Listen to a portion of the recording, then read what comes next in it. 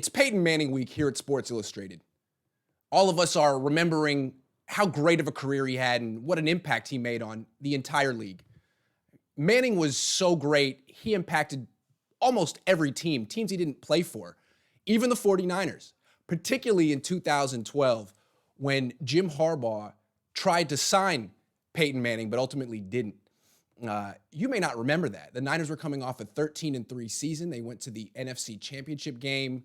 They were one of the best teams in the league. They had Alex Smith and Colin Kaepernick under contract, and they still tried to sign an old Peyton Manning. Does that remind you of anything recent?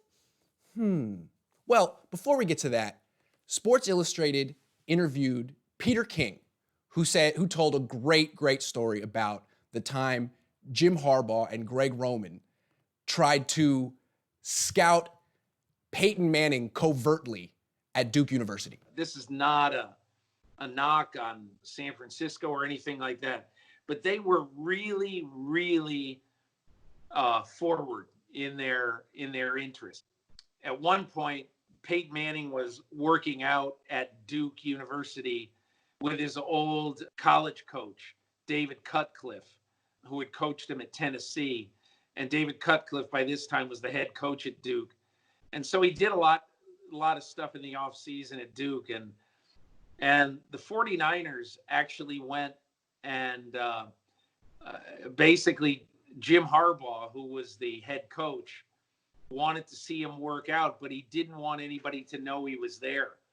So Harbaugh and Greg Roman, who was another offensive assistant there, flew to Raleigh-Durham Airport in North Carolina and went to Duke. And they went actually and bought some clothes at the Duke University bookstore and went and got Duke hooded sweatshirts.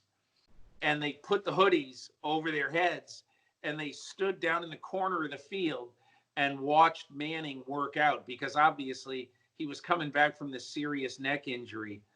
And the other thing that was amazing about that is that, I don't know, a night or two later, they told Manning that they had to do a physical with him.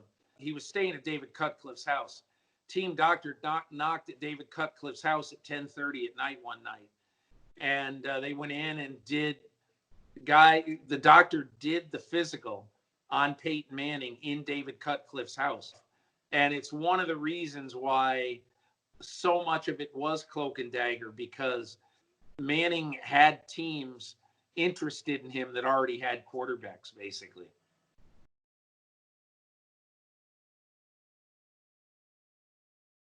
I got three things I want to say about that story. First, it's so cute and it's so Jim Harbaugh. I miss that guy. I can picture the whole story from when he probably got the idea, probably pitched it to Greg Roman. Hey, this will be great. We'll go to the store. We'll buy some disguises. No one will see us. Greg Roman probably rolling his eyes, but saying, well, it's the head coach. Let's give it a shot. Them going to the bookstore. Jim Harbaugh thinking he's being sneaky. Probably the entire bookstore and student body saying, hey, look, it's Jim Harbaugh. Jim Harbaugh buying the hoodie, putting it on, standing on the field next to Greg Roman saying, this was a perfect idea. No one's ever going to know that we're standing here scouting Peyton Manning. This story will never get out. I miss Jim Harbaugh. Such a cute, so perfectly him. Second thing, Peter King didn't explain why the 49ers never signed Peyton Manning. It came close. So let me extend the story. The Niners did scout him. They did give him a physical, but ultimately they didn't sign Peyton Manning. And from what I understood, I've been covering the team since 2011. This was 2012. Jim Harbaugh didn't want to let Peyton Manning run Peyton Manning's offense. Remember, when you bring in Peyton Manning, he's not just a quarterback. He's a play caller, an offensive coordinator. He runs the entire show, and he's one of the greatest of all time at doing it. When you bring in Peyton Manning, you want the whole package.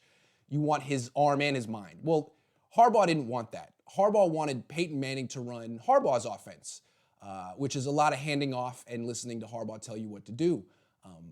That was never going to happen. So it actually came close to being a reality, but there were creative differences. Harbaugh wasn't young at the time. He was in his early 50s, but he was a young coach. He'd only been in the league a couple of years, and he had a lot to prove. Like a lot of young coaches, he wanted to show that his scheme is great.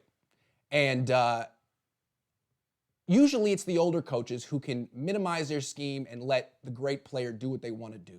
So that brings me to my final point. Since we know that the Niners and Peyton Manning marriage never came to be because of creative differences on the offensive side of the ball, is it possible there was some of that with the 49ers and Tom Brady this year? We know the 49ers discussed signing a 43-year-old Tom Brady, even though they have Jimmy Garoppolo under contract. That's a whole discussion as to why they even discussed it. But there's probably a bunch of reasons why they decided ultimately not to bring in Tom Brady. I'm guessing the number one reason was that Brady's expensive. But there could have been an element of creative differences as well. Just like with Harbaugh and Peyton Manning, I'm guessing if the Niners were to bring in Tom Brady, Brady would have had to run Kyle Shanahan's offense as much as possible. Because Kyle Shanahan's another young coach who believes in a scheme and wants to prove that it's the best and that it's infallible. I can't see Kyle Shanahan bringing in Tom Brady and saying, you know what, Tom, run whatever you want. I trust you. Because ultimately, Kyle Shanahan trusts his scheme. Brady went to a team in Tampa Bay with a head coach who's almost 70. Another great offensive guy in Bruce Arians, but not young. Doesn't have anything to prove. Doesn't need to prove that his scheme is infallible because it's not. He wants to win a ring, brought in Brady and basically told Brady, hey, do whatever you want on offense. I'm good with that. So it's interesting how close the Niners got to signing Peyton Manning. And it's interesting to think, did they get that close on Tom Brady too? And did both things fall through because the Niners didn't want to hand the keys to the car entirely to a Hall of Fame quarterback? Something to think about.